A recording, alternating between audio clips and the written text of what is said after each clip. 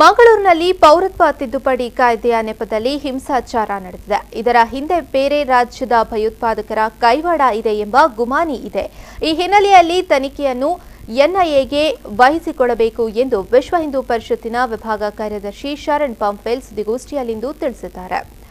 ಕಾಶ್ಮೀರದಲ್ಲಿ ನಡೆದ ರೀತಿ ಮಂಗಳೂರಲ್ಲಿಯೂ ಕಲ್ಲು ತೂರಾಟದ ಪ್ರಕರಣಗಳು ನಡೆದಿದೆ. ಈ ಹಿಂಸಾಚಾರದ ಹಿಂದೆ ಭಯೋತ್ಪಾದಕರ ಕೈವಾಡ ಇದೆ ಎನ್ನುವ ಸಂದೇಹ ಇದೆ. ಹೀಗಾಗಿ ಮಂಗಳೂರು ಗಲಭೆ ಕುರಿತು ರಾಷ್ಟ್ರೀಯ ತನಿಖಾ ಸಂಸ್ಥೆ ಎನ್ಐಎ ಮೂಲಕ ತನಿಖೆ ನಡೆಸಲು ವಿಶ್ವ ಹಿಂದೂ ಪರಿಷತ್ ಆಗ್ರಹಿಸುತ್ತದೆ ಎಂದರು. ಇದೆಲ್ಲವೂ ಕಾಶ್ಮೀರದಲ್ಲಿ ಆಗ್ತಾ ಇತ್ತು, ಆದರೆ ಮೊನ್ನೆ ದಿವಸ ಅದು ಮಂಗಳೂರಲ್ಲಿ ನಡೆದಿದೆ.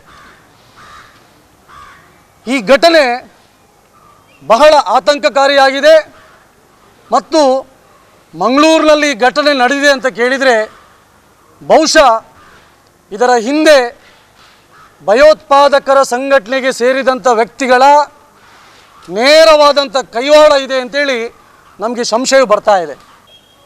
ಹಾಗಾಗಿ ಈ ಘಟನೆಯನ್ನು ವಿಶ್ವ ಹಿಂದೂ ಪರಿಷತ್ ಖಂಡಿಸ್ತದೆ ಮತ್ತು ನಾವು ಸರ್ಕಾರಕ್ಕೆ ಆಗ್ರಹವನ್ನು ಮಾಡ್ತಾ ಇದ್ದೇವೆ.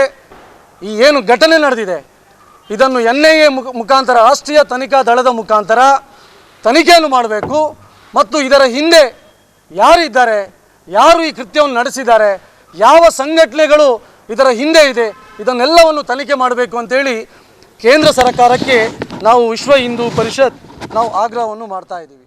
ಇದೇ ವೇಳೆ ರಾಜ್ಯದ ವಿಎಚ್ಪಿ ಕಾರ್ಯಾಧ್ಯಕ್ಷ ಎಂವಿ ಪುರಾಣಿಕ್ ಅವರು ಮಾತನಾಡಿ, ಮೊದಲ ಬಾರಿಗೆ ದಕ್ಷಿಣ ಕನ್ನಡ ಜಿಲ್ಲೆಯ ಸಂಘ ನಿಕೇತನದಲ್ಲಿ ಡಿಸೆಂಬರ್ 25ರಿಂದ 27ರವರೆಗೆ ವಿಶ್ವ ಹಿಂದೂ ಪರಿಷತ್ತಿನ ಅಂತಾರಾಷ್ಟ್ರೀಯ ಸಭೆ ನಡೆಯಲಿದೆ ಎಂದರು.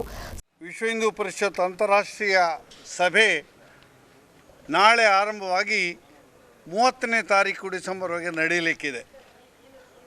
ಇದೊಂದು ಅಂತಾರಾಷ್ಟ್ರೀಯ ಮಟ್ಟದ ಒಂದು ಸಭೆ.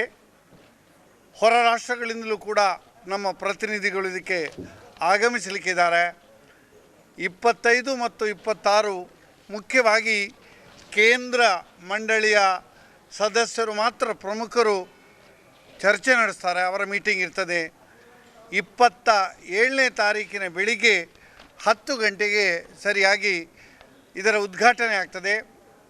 ಧರ್ಮಸ್ಥಳದ ಧರ್ಮಾಧಿಕಾರಿಗಳಾದ ಪೂಜ್ಯ ಡಾಕ್ಟರ್ ವೀರೇಂದ್ರ ಹೆಗ್ಡೆ ಅವರು ಅದನ್ನು ಉದ್ಘಾಟನೆ ಮಾಡ್ತಾರೆ. ಸುದ್ದಿಗೋಷ್ಠಿಯಲ್ಲಿ ವಿಎಚ್ಪಿ ಘಟಕದ ರಾಜ್ಯ ಕಾರ್ಯಾಧ್ಯಕ್ಷ ಪ್ರೊಫೆಸರ್ ಎಂಬಿ ಪುರಾಣಿಕ್, ಮಂಗಳೂರು ಘಟಕದ ಅಧ್ಯಕ್ಷ ಗೋಪಾಲ ಕುತ್ತರ್ ಮೊದಲಾದವರು ಉಪಸ್ಥಿತರಿದ್ದರು.